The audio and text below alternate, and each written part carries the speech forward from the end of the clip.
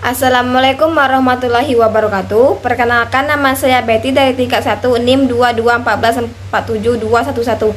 Di sini saya akan menjelaskan tentang beragaman bahasa menurut lisan dan tulisan.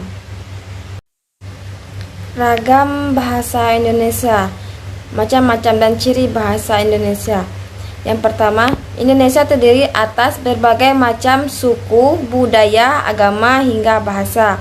Dari unsur lain, bahasa menjadi media komunikasi yang digunakan secara untuk menyampaikan sebuah pesan atau informasi kepada pihak yang bertuju.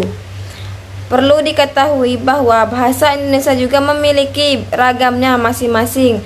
Penggunaan bahasa itu terkadang menyesuaikan dengan keadaan atau bidang-bidang tertentu. Contohnya, ketika berbicara dalam lingkungan ilmu fisika, maka akan ditemukan kata-kata yang jarang didengar seperti destruksi, interferensi, dan lainnya. Sehingga dapat disimpulkan bahwa ragam bahasa Indonesia adalah variasi kata-kata berdasarkan pemakaian topik yang dibicarakan, hubungan pembicaraan, lawan bicara, orang yang membicarakan, serta medium pembicaraan.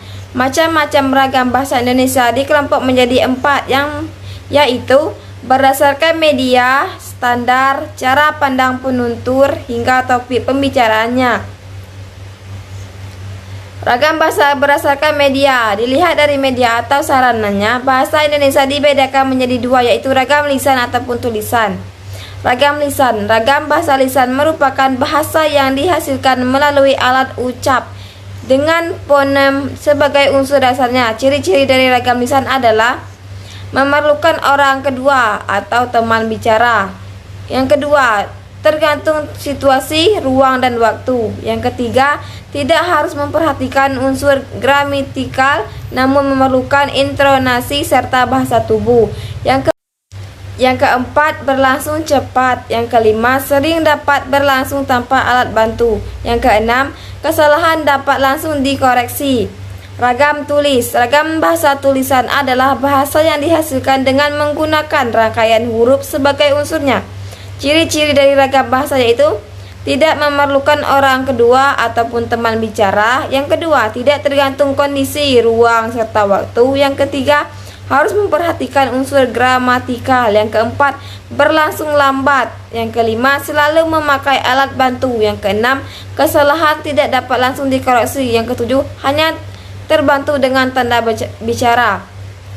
Ragam bahasa berdasarkan standar. Terdapat pengolahan ragam bahasa berdasarkan standar atau kebakuan bahasa. Perbedaan antara ragam standar, non dan semi standar dilakukan atas dasar topik yang sedang dibahas, hubungan antar pembicaraan, medium yang digunakan. Ragam bahasa Indonesia berdasarkan cara pandang penutur. Yang pertama, ragam dialek. Contohnya, gue udah baca itu buku. Ada juga ragam bahasa Indonesia berdasarkan topik pembicaraan. Yang pertama itu bahasa Indonesia ragam baku. Penggunaan kalimat efektif.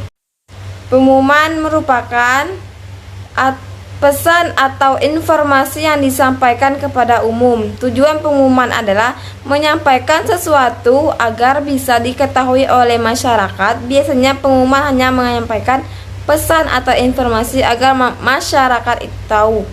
Pengumuman yang dibuat pastinya harus bisa menarik dan mudah dipahami masyarakat.